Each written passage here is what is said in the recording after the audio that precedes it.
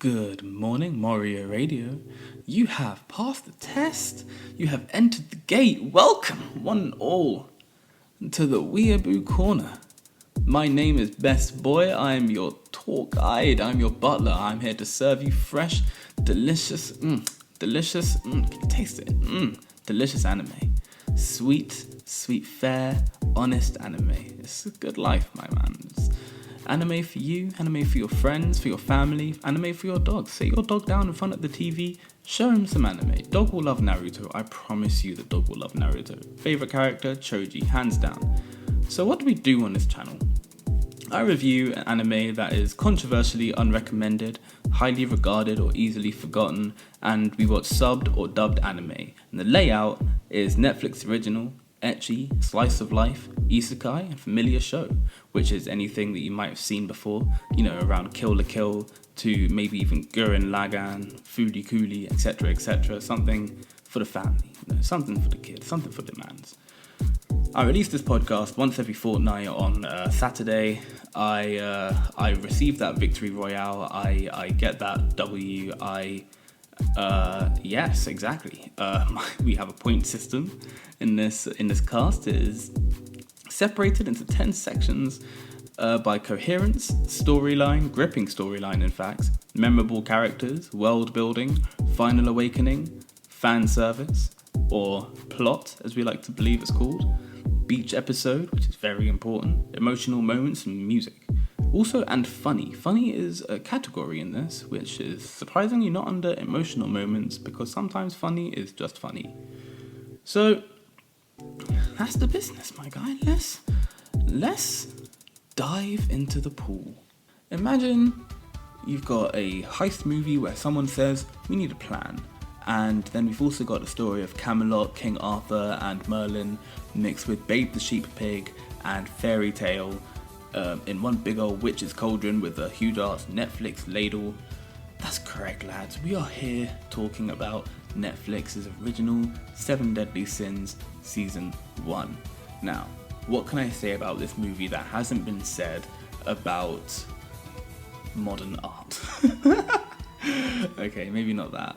It's so hard to not enjoy this show. I had such fun enjoying this. There were so many characters and everything that I had so much fun being a part of. It felt like I was really truly a part of this team. If not, I always felt like I was watching. I was on the sidelines just admiring everything that was going on. The lore of this show felt so perfectly placed. Everything in the timeline of this show feels so pristinely pinpointed. It's so difficult to find any plot holes in this entire thing through season 1 that it's almost as if they had an actual timeline and put pins in there just to note out exactly where things would happen so that nothing overlaps, and I think that it's so coherently fantastic. 7 Deadly Sins is about 26 episodes of pure straight plot. I'm talking titties, I'm talking arse. I believe Elizabeth, who is a complete stranger, who you really shouldn't think that hard about, she wears no underwear on a few situations, a few occasions. It's a great time. Deanne, best girl. She's the BFG, she's the big old giant. She turns small at some point, and I believe the first thing she does is she flashes her underwear, so good shit, man. Hell yeah, best girl. Now, let's talk about some more of the characters. We have Barn, King Simp. He is the fox sin of greed. I believe he is just the absolute worst. I couldn't find a single situation in which I was like, kind of like this guy. He had some traits. I'll give him that. I did find myself laughing a lot at this show. It has so much personality. The music in it has me so immersed into the world. I found it so difficult to not be so engorged by this absolute stellar, beautiful series.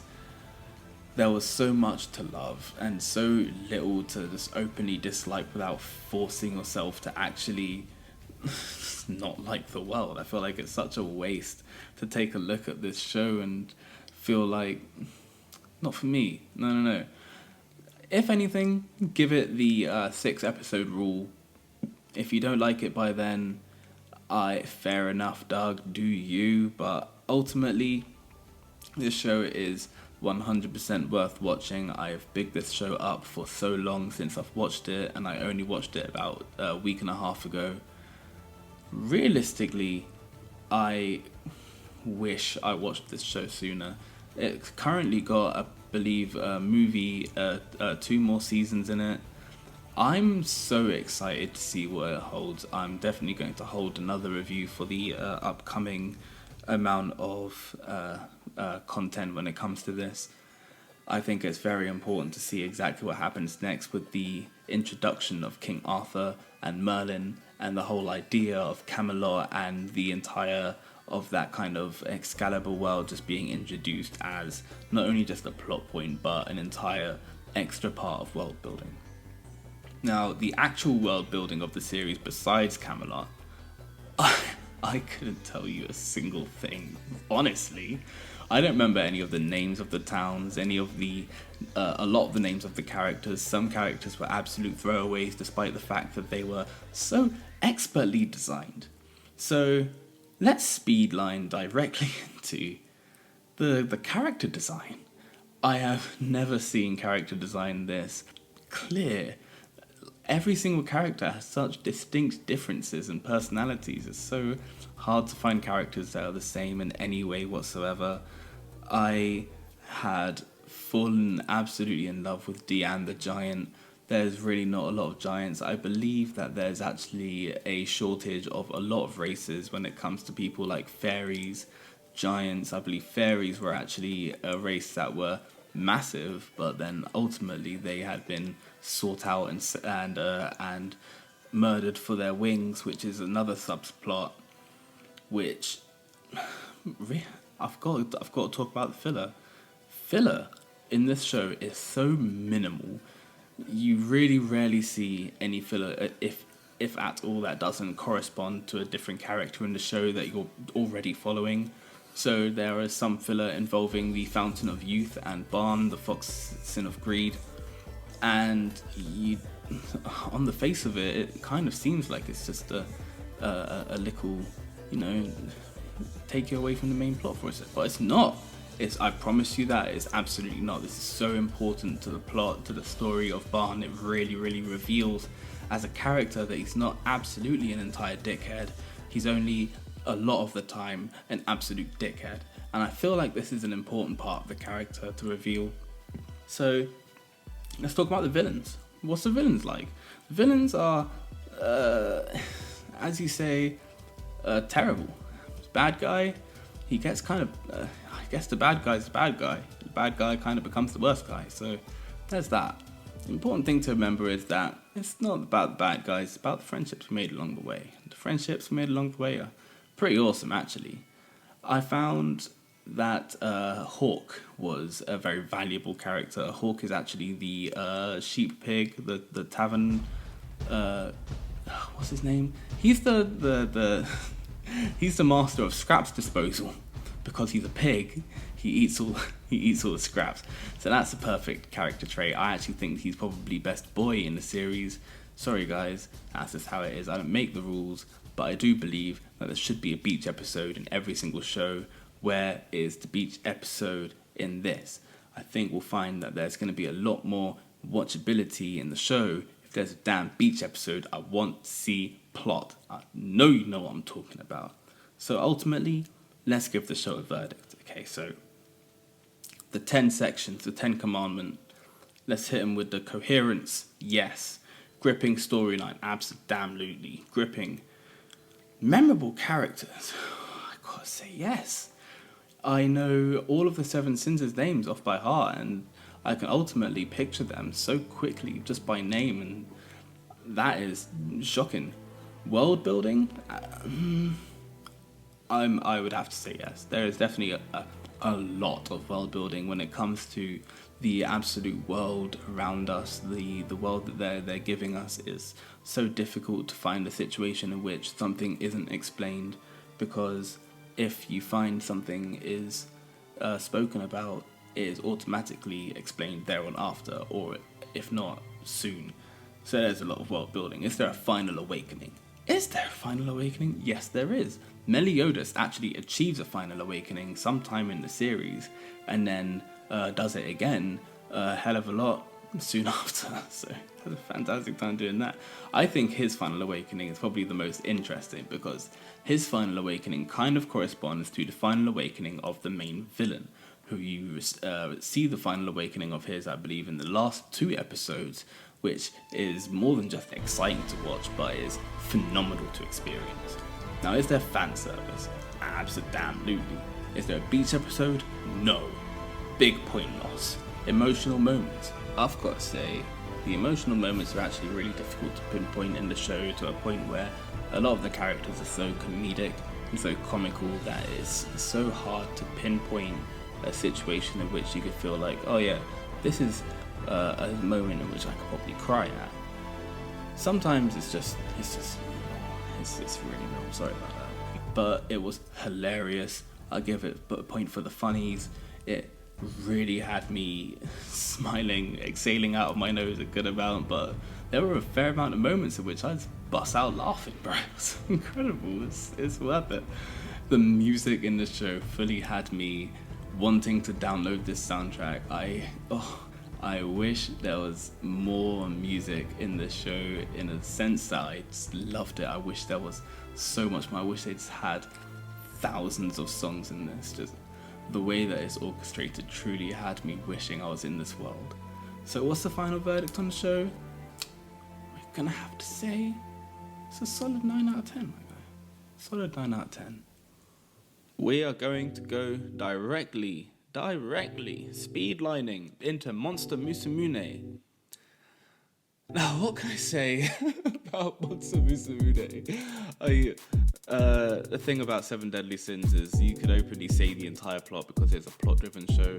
Monster Musumune is a slice-of-life, ecchi harem show about Kimihito, or darling, honey, baby cakes, sugar tits, sweet cheeks, daddy bear. He runs a brothel in the center of town where people come and review sex with interspecies. No, sorry, that's the wrong show. Sugar Tits is the owner of a house that is quote-unquote mistakenly adopted upon a lamia with kind of intimidating breasticles. After my man eventually stumbles upon another monster girl being a harpy, his luck increases kind of exponentially, as nearly every single episode he finds another interspecies hoe to fall head over heels, sometimes hooves, at his very human feet. Lucky for us, bro. It is illegal, aggressively illegal to smash, but it is also illegal for the monsters to fight humans, but not illegal for them to hold humans hostage. So I suppose there are loopholes. This is a part of the series, I suppose. It's just something we have to come to terms with. Honestly, it is an anime that you really have to take every single episode with a glass of salt, a whole ass pint, maybe even a liter of salt. Sit back, accept the world as it is. Everyday life with monster girls is definitely not for under 18. I can't stress this enough. There is bare titties, bare exposed areola in the first episode. Now, I wanted to believe there is no best girl whatsoever.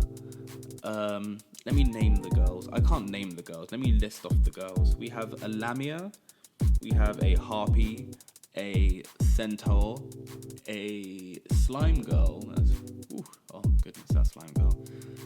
And a spider girl. And then we have a Doulahan. Doulahan is like Celty from Durarara, but with the head. I think the way she's introduced is she has no head. Who else as well? There's an ogre, a cyclops, and a zombie. Yes. And a doppelganger. That was also very interesting. All of these people are girls. For some reason, we see minimal monster men. But that's fine, though. That's fine. I wanted to see monster titties anyway. That's completely understandable. You do see a zombie titty. It is exactly how you dreamed. Now, I have a note here that says, no best girl whatsoever. I kind of want to beg to differ. Slime Girl is kind of best girl. I think her name is Sue. Couldn't stress this enough. Slime Girl is 100% best girl. I have a note here that says best boy has a leg fetish. This is entirely correct. He is a cultured man. When he finally meets the Spider Girl, he's not only just like overcome with emotions. He's just flustered. He's officially just turned. He'd never seen this many legs before, and I kind of want to fuck with it. It made me want to appreciate spiders, but get those things away from me. I'm sorry, but not really. I also have a note here that says not once do we see slime pussy. This is correct. We actually don't see a lot of pussy. I think, no, as far as I know, we don't see any pussy whatsoever. I think that's good. I think for a show like this, you don't really want to see pussy. The moment you do, it instantly becomes hentai. So this is, I don't know, you can maybe watch this when you're in high school, dog. Fuck about, dude. Enjoy your life and watch bare monster titties. You might even think that you've got a snake fetish. There is plenty plot in the titty area, but there is no beach episode. Ultimately, how am I going to point this when it doesn't have so many things? Coherence. You know what? No, not really. Sorry. Gripping storyline. I finished it. It didn't have a storyline. Memorable characters. The Slime Girl, dog. Yes. World building. From day one, I knew that the world was as it was. I'm going to say yes to world building. Final awakening, there is none. Not one character achieves a final awakening. Is there fan service? Is there plot? Of course there is. There's no beach episode. There is... I mean, I guess if you're an absolute wingnut, there might be emotional moments. The music, run of the mill. I couldn't think about anything to do with the music. Is it funny? Little bit. How do we point this? Monster Musumune gets a whopping, a hilarious 4 points. Cool, so we're diving directly into the beautiful, safe arms of sadism here. What is Blend S about? Now, Blend S is an anime about a cafe. It's a slice of life anime based around a themed cafe around otaku tendencies, which revolves around sadism, cindereism, little sisterism, emotoism even, big sisterism, and being a trap, just straight up being a fucking trap. So we have a ragtag team with the Power Rangers out here being traps and also kind of working in the cafe. So it's a good life. I just want to point out that only one of them's a trap, and you have to find out exactly who, because I don't really feel like it. I like the surprise. So let's talk about the characters real quick. We got Micah, she's the sadistic type. We have Kaho, she is the tsundere. Mafi is the little sister. The Emoto, Miyu is the big sister. And Hidari is actually the idol. Everyone loves Hidari for some reason. I also love Hidari. Weak ass flower. I want to protect her forever. And there's nothing to look into there. So that's all good fun. Now let's talk about the kitchen staff. Dino and Kaho. Dino is the manager of the entire cafe, and he actually goes out of his way to hire Micah by openly going up to her in the middle of the street and telling her that he's madly in love with her. So he's got a lot of passion. I have to respect it, really I do. I don't have not that much of a choice. It's that he doesn't need me much choice. He is such a respectable person. Now, Koyo is the other kitchen staff. He's very, very into his work. He cares about what he does, and he's very, very passionate about how he does it. He wants to make sure that everything's running pretty much smoothly. But the important thing about Koyo is that he is also an absolute, I believe he's a gamer boy. Yeah, I don't think there's much else to it. I think he watches hella anime and such, to a point where before he got this job, he never spoke to a girl. Relatable content, man. I didn't know anime had to hit this deep, but here we are in the near distant future. I want to talk about Ona. Owner is the owner of the shop, and Owner doesn't actually show up until about episode 10, maybe even episode 9. So that's something to look forward to, is you actually see the owner of the cafe. Beautiful stuff. Having multiple characteristics, making every single episode clearly so individual, has really put this series so high up in my list of my favourite slice of life when it comes to how much I not only just get infatuated, but how hooked I get so quickly. The best girl comes in first episode, man. You can't deny that kind of influence. But Micah being an accidental sadist is beyond genius. I'm going to spoil a part of the first episode for you because, it might help. So, on her first day working, Micah says to a customer... No, Micah doesn't say it to a customer. Micah actually, she blows up a ketchup bottle in front of the customer, and the customer's clothes get covered in ketchup. And she's like panicking in her head. She's like, oh my god, I fucked it up. What do I do? And then she just looks down at this customer and just says, filthy. And they fucking love the shit, bro. They're having a great time. At the end of that bit, when they are leaving, she says, thank you, please never come here again. And I think that is honestly the most perfect way to end going to a cafe. It's a perfect experience. I do want to be insulted in a cafe, and not only that, I also just want to be banished forever, dude. Please, for the love of God. So not one episode is ever really truly the same. However, I do need to stress this. There is a beach episode. We can clap, guys. Thank you so much. We actually finally made it. So we have a beach episode. I actually think there's nearly two. There's kind of two beach episodes because the other one is actually a snowboarding snow episode, which isn't Christmas, but it is what it is. Now, the best girl being kind of jaded is her entire character, being oblivious, which adds to her being best girl. Regardless of the fact that there's not really a lot of plot in the titty area, the plot actually genuinely comes from interpersonal relationships. So, despite the fact that we see people getting introduced for the first time, we also see that some people have already been introduced for the first time, such as Koyo and Kaho, who, if you remember, the tsundere girl and the kitchen staff, they actually have a kind of thing for each other. I'm certain, I have to be certain, I'm convinced. So let's give this good old rating. This show had me mad. This show had me rolling, I promise. It was, oh goodness. Honestly, if I could trade a good amount of time to watch this TV show again, I would. I would openly go out of my way. I might actually just do it again next week when I've got a little bit of free time. Let's talk about the score. Coherence, absolutely. Gripping storyline, yes, I'd say. Memorable characters, World building, well, I suppose the world is Cafe Stile. Final awakening. Receiving a dog does not count as a final awakening, nor does changing into cosplay, so that's not. Plot/fan service, no, because that actually comes from the memorable characters bit with the interpersonal relationships.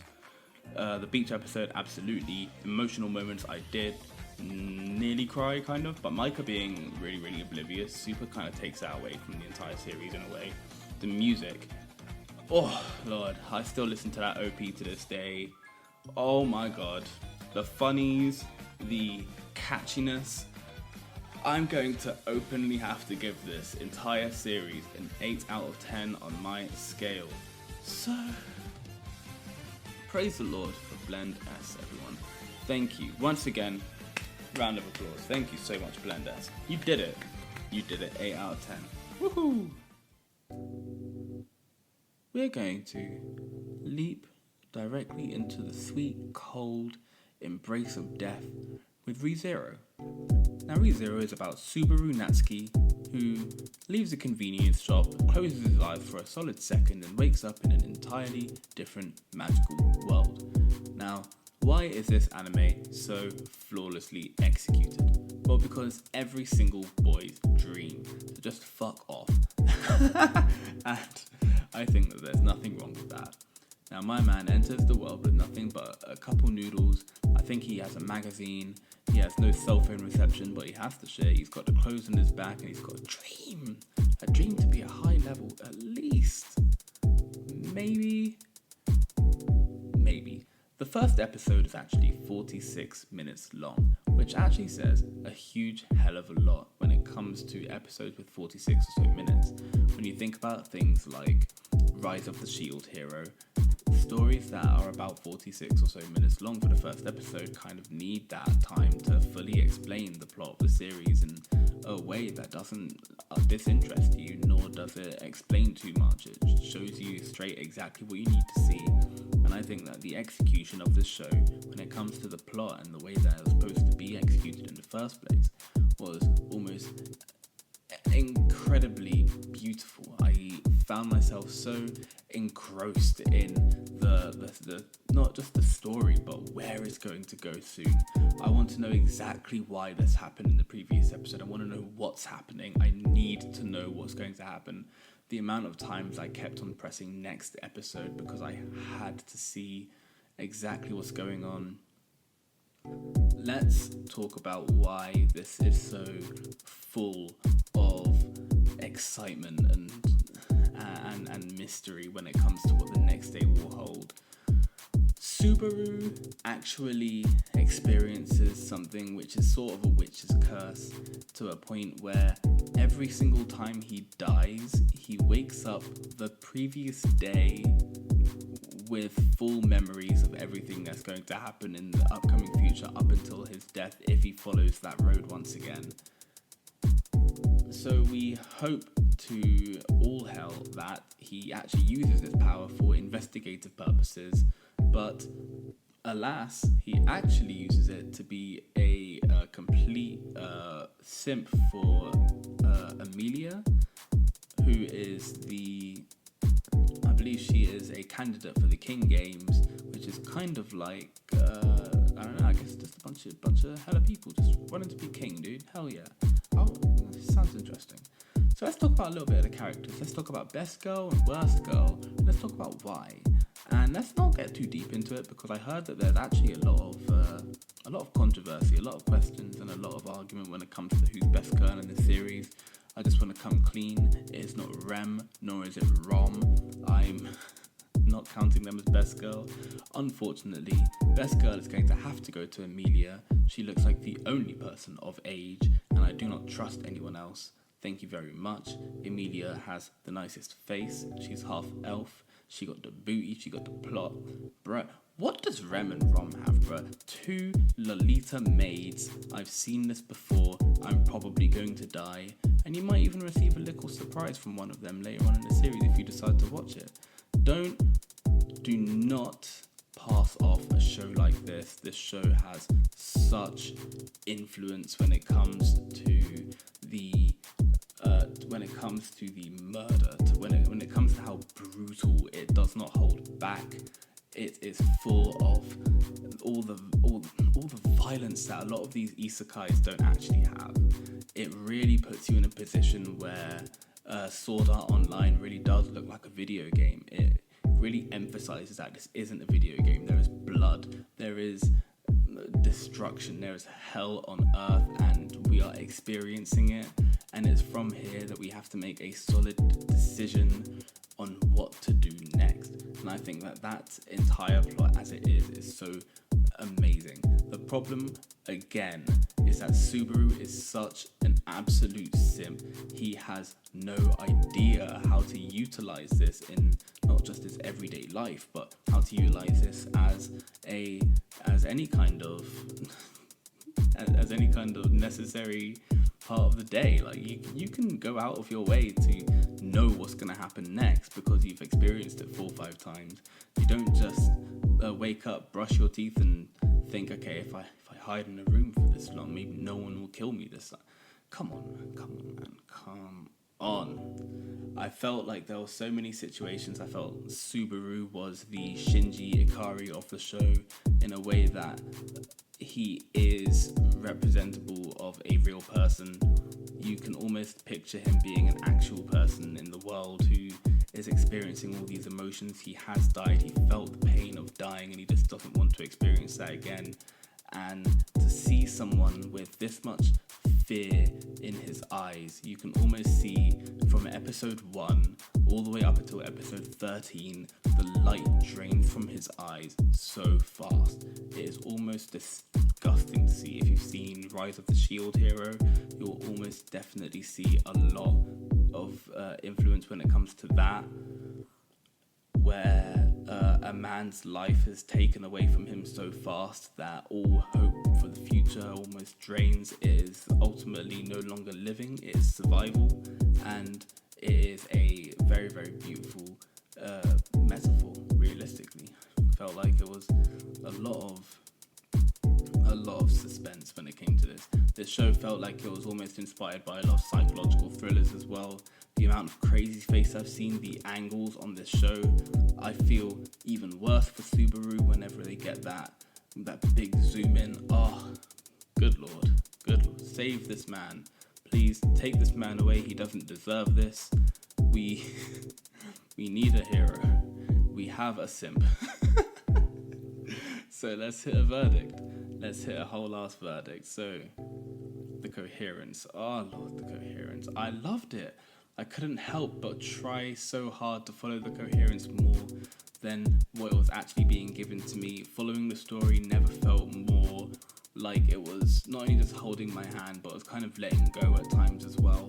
I really felt like I really truly had to follow it with my own eyes and not only just with my ears, and I felt like that really kept me even more immersed into the series. I really felt like I had to keep all of my focus onto the screen. The moment I took my focus on the screen, I had to rewind 30 whole seconds just to get straight back into that immersion, and that makes a good show. I could not think about doing anything else while watching the show, but the storyline was truly something to marvel at. The storyline truly had me really needing to know what's going to happen next. The problem is the characters. The characters, man. Leave me alone with these characters. Emilia is almost a completely cardboard box. Rem and Rom are also cardboard box, and Subaru is King Simp. We will never experience anything as flawless as Beatrice. Beatrice was, oh lord, Beatrice. You can't talk about Beatrice, bro. I'm gonna get sent to jail. She was, honestly, if I was to call her best girl, I wouldn't be wrong, because Beatrice is, she reminds me of a good amount of characters that honestly just don't control their mouth, and I fuck with it, bro. Give me that good attitude, man. Hell yes. The world building in this show, although it was very minimal, because it did focus so much on Subaru, doing his old runaround, it didn't really give a lot of opportunity to expand on the world a lot. Sometimes we found my character running around in circles, only to come back into the same place, and we wonder how small is the world. But maybe they're just running around in circles in the first place. So can't figure it out. The final awakening, none. Sorry, bud. Although Subaru does learn magic, and I think his magic is actually kind of interesting. What does he learn? Shadow magic? Very interesting. No final awakening though. However, we are only watching up to episode 13. I'm hitting the rest of the 13 episodes sometime in the near future. So the fan service, the plot does not exist. Sorry. But I'm actually sorry for myself. I just wish there was fan service in this, but I completely put all my faith in that show with no fan service is a show with entire plot. So I'm excited to see what's going to happen next. Now the beach episode, none. Emotional moments, there is actually surprisingly emotional moments. I felt fully emotional watching Subaru die, and I could actually kind of feel it at the same time. I honestly genuinely felt myself clutching at my stomach whenever Subaru got stabbed in the damn, good luck. I don't want to feel that again. No thank you, get out of here with that. The music in the show is definitely very, very beautiful. However, I forgot about it after the moment the episode ended. Whoops. Is this show funny? Sometimes. It's not like Plunderer episode 1 funny, but it holds to its own humour. It definitely does not derive from its own humour. I believe that a lot of the humour is based on the fact that Subaru believes he's funny, and therefore you're supposed to laugh at him for being an absolute dingweed. But unfortunately, he's not that funny, so everything he does is usually in the name of love or in the name of just being an absolute idiot. Let's give this a final score, shall we? Let's give this a 100% 6 out of 10. I'd give it a 6 out of 10. For now, we'll give it a 6 out of 10. We'll move on. Created by Shinichiro Watanabe, who wrote Cowboy Bebop and Samurai Champloo, Space Dandy is a series about a dandy guy in space, cruising the huge waves of space with the space crew QT and Meow in space. So off the bat, Space Dandy is the ultimate masterpiece and can only be explained as such, following themes that you would never believe could be followed looking at the show from face value. Underneath all the hilarious wisecracks and witty, quick, back and forth humour is a deep and repressive show about a man running from his past towards a brighter future and never truly making it. So as it follows the Cowboy Bebop formula, there's a lot of inconsistency when it comes to the show, which is eventually sometimes followed up in on season 2. However, even though the episodes and the layout is inconsistent, we are always given the same dandy, which is, good lord. It doesn't matter what happens, baby. Dandy always comes back to boobies tomorrow. So now we got to talk about the world building. Oh lord, the world building. So, the one thing that you need to know is that the world, there's one thing that matters, one thing only. That's boobies, baby. Boobies is a restaurant chain somewhat similar to Hooters, and it is conveniently placed in every single universe, to which it is Space Dandy's sole mission to go to every single boobies across the galaxy. That's possibly the funniest moments in anime history. I could point out about 5 to 10. However, I'd probably just name off every single episode of Space Dandy, as I've literally not watched one episode without laughing out loud at least once. It is such an absolute stellar work of human art. Just everything you could possibly ask for in life is right there under the name Space Dandy. That's all you could ever need. Dandy is an arse man. This is actually explained in the first episode of the series when we hear Dandy say something along the lines of, everyone's always talking about the boobies, but talk about what really matters. It's all about the booty, baby.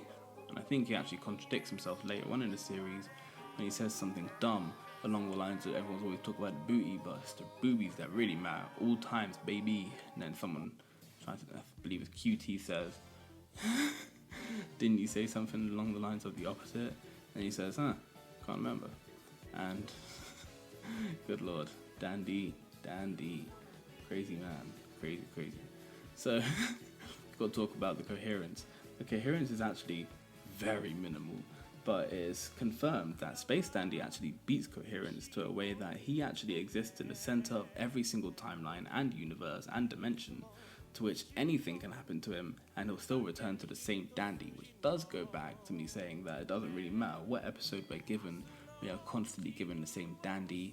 This is super all the way throughout the entire show. Very beautiful. The storyline, regardless of the fact that there was one storyline per episode, I could not stop watching these episodes.